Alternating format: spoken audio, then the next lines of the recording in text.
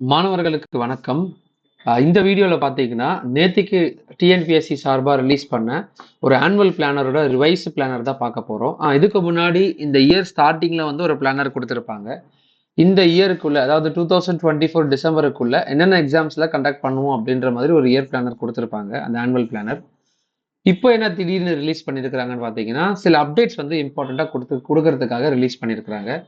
So இது ரொம்பவே important update. ஒவ்வொரு எக்ஸாமினர்ஸுமே தெரிஞ்சுக்கணும். அந்த தெரிஞ்சுக்கிற அந்த இன்ஃபர்மேஷன் வந்து ரொம்பவே பயனுள்ளதா இருக்க போகுது. ஸோ நம்ம இந்த வீடியோல கம்ப்ளீட்டா பார்க்க போறோம். இந்த ஆனுவல் பிளானரோட ஃபுல்லா டீட்டெயிலா நான் எக்ஸ்பிளைன் பண்ண போறேன்.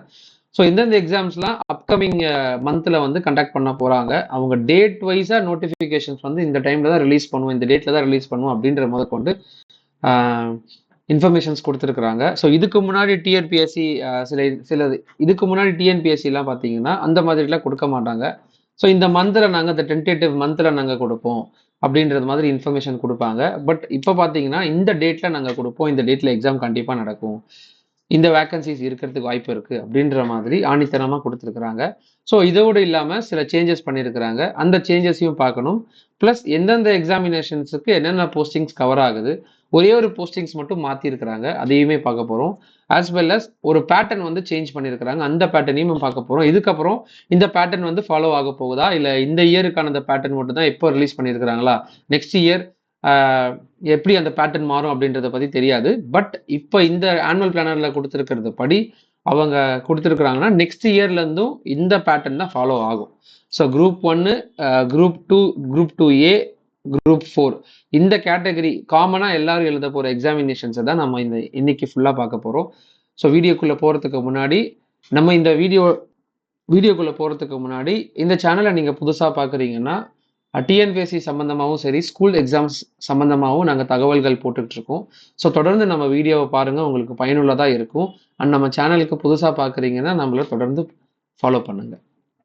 ஸோ இப்போ ஃபர்ஸ்ட் வந்து அவங்க கொடுத்துருக்கிற அந்த பேட்டர்ன் படி, அதாவது அந்த ஆனுவல் பிளானர் படி நமக்கு குரூப் 4 ஆல்ரெடி அனௌன்ஸ்மெண்ட் பண்ணிட்டாங்க.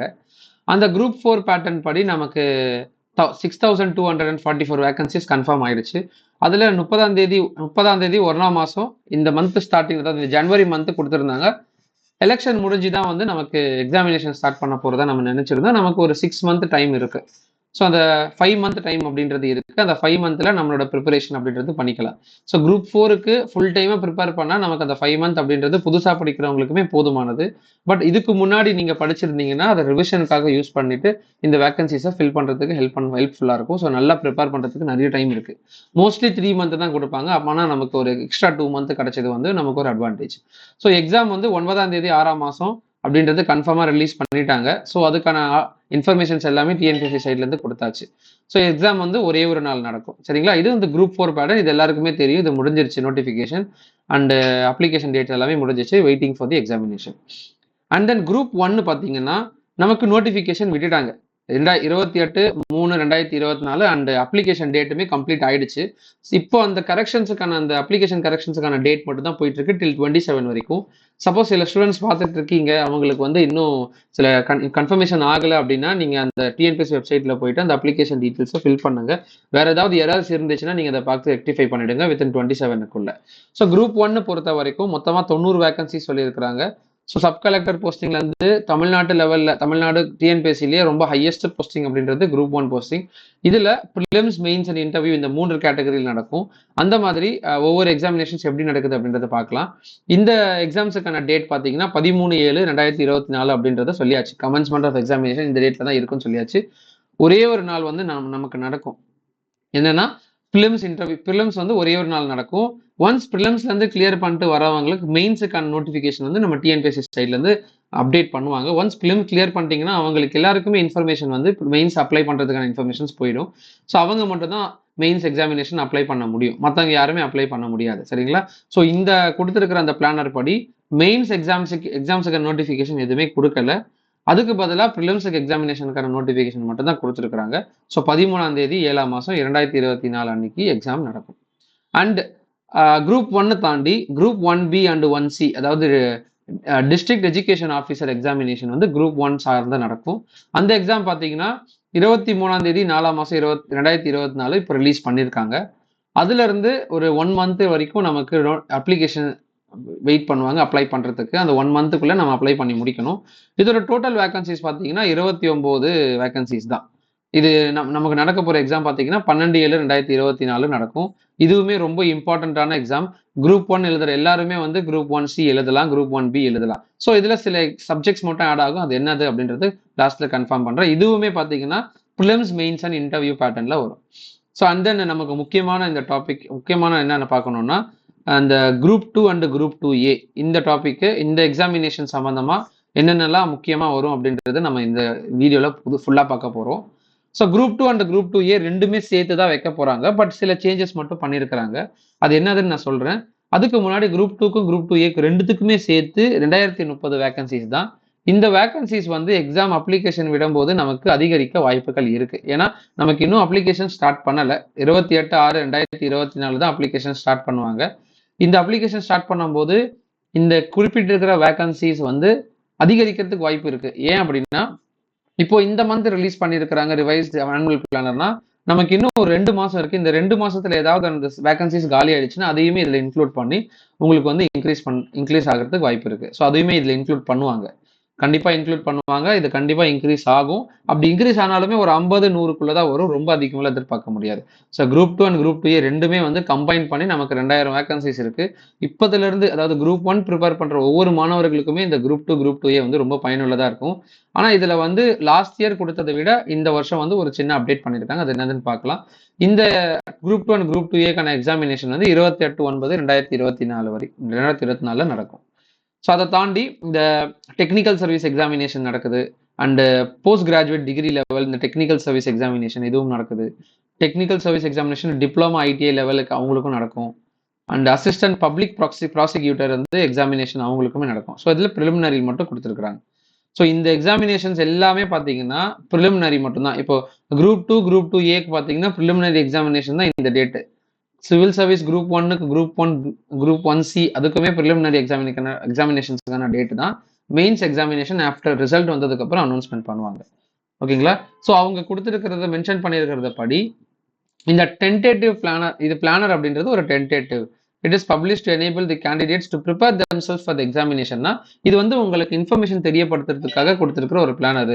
இது எதுக்காகனா ஸ்டூடெண்ட்ஸ் வந்து ப்ரிப்பேர்ட் பண்ணுறதுக்காக ஹெல்ப் பண்ணுறதுக்கு யூஸ் ஆகும் அப்படின்றது, ப்ரிப்பேர் பண்ணுறதுக்காக ஹெல்ப் ஆகும் அப்படின்றத சொல்லியிருக்கிறாங்க.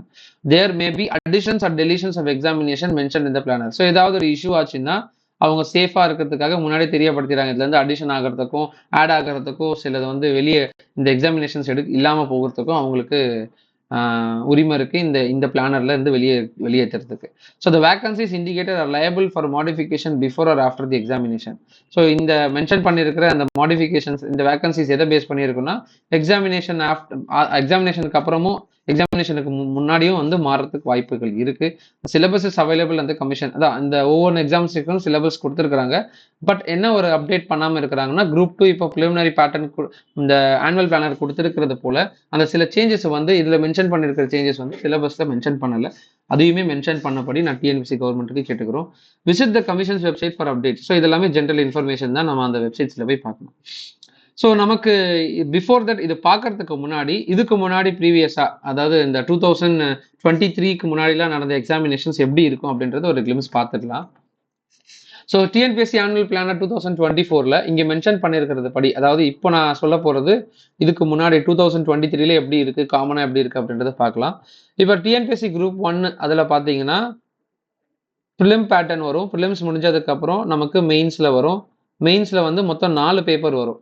அதாவது தமிழ் எலிஜிபிலிட்டி பேப்பர், மற்ற 3 ஜென்ரல் ஸ்டடீஸ் பேப்பர். தமிழ் வந்து எலிஜிபிலிட்டி பேப்பரு, மற்ற GS 1, 2, 3 வந்து ஸ்கோரிங் பேப்பர். இந்த ஸ்கோரிங் பேப்பர் முடிஞ்சதுக்கப்புறம் நமக்கு மெயின்ஸ் நடக்கும்.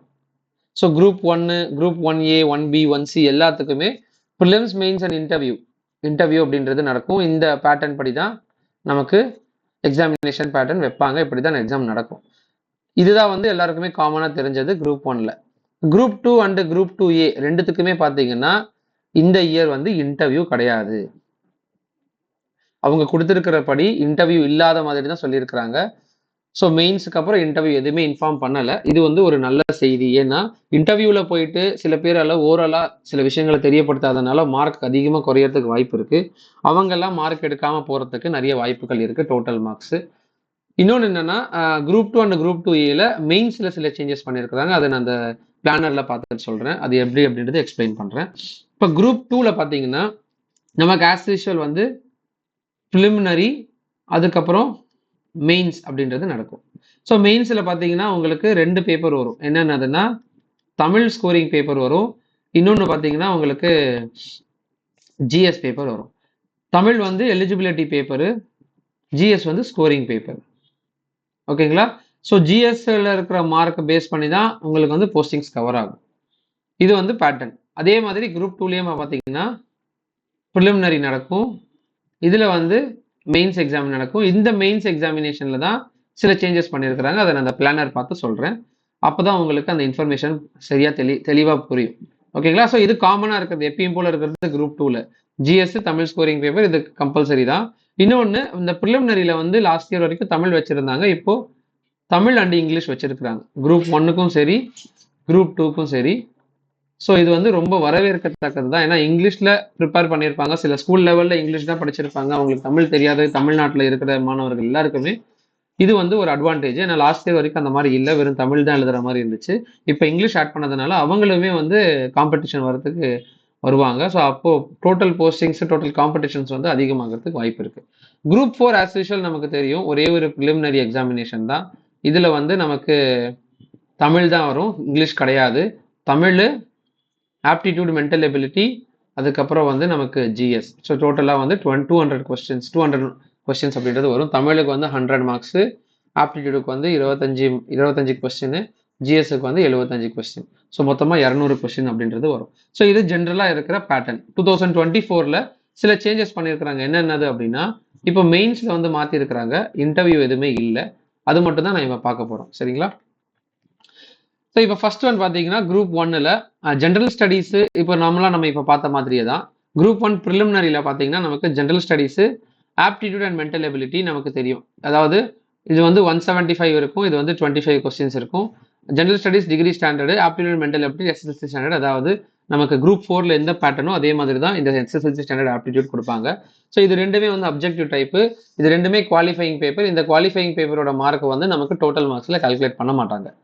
அதே மாதிரி குரூப் 1 மெயின்ஸ் எக்ஸாமினேஷனில் பார்த்தீங்கன்னா தமிழ் எலிஜிபிலிட்டி டெஸ்ட், இதில் 40% ஸ்கோர் பண்ணால் தான் நமக்கு இந்த ஜென்ரல் ஸ்டடீஸ் பேப்பர் திருத்துவாங்க.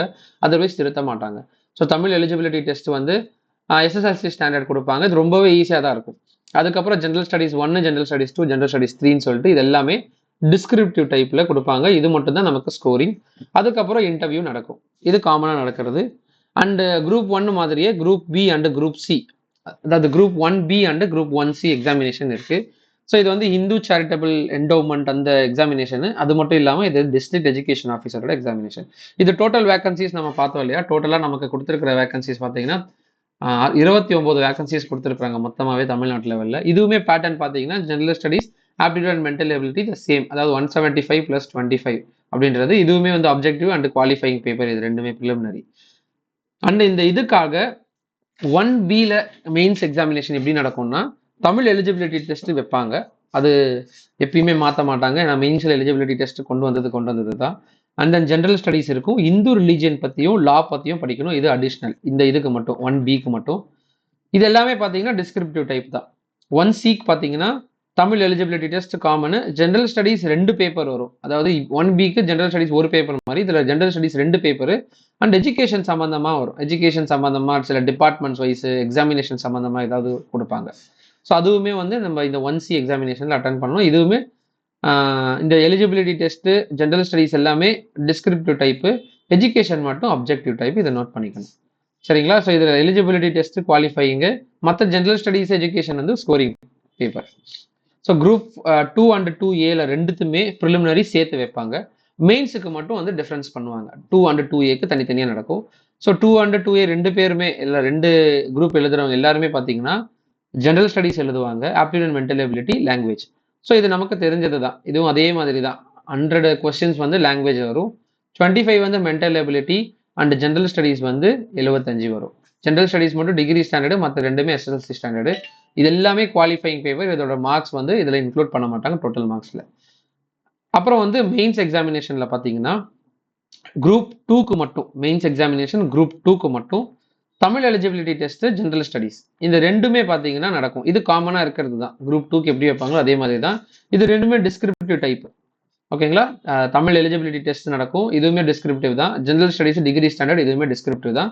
இதில் ஜென்ரல் ஸ்டடீஸ் மட்டும் ஸ்கோரிங் பேப்பர், மற்றது வந்து இன்னொன்று வந்து qualifying paper. Combine civil service mains examination group 2A group 2Aக்கு பார்த்தீங்கன்னா இது பேட்டர்ன் பிரிச்சிருக்கிறாங்க. இதுதான் நான் உங்களுக்கு தெரியப்படுத்தணும்னு நினைச்சேன். என்னன்னா இப்போ தமிழ் எலிஜிபிலிட்டி டெஸ்ட் வந்து காமன், அது முன்னாடி இருக்கிற மாதிரியே தான்.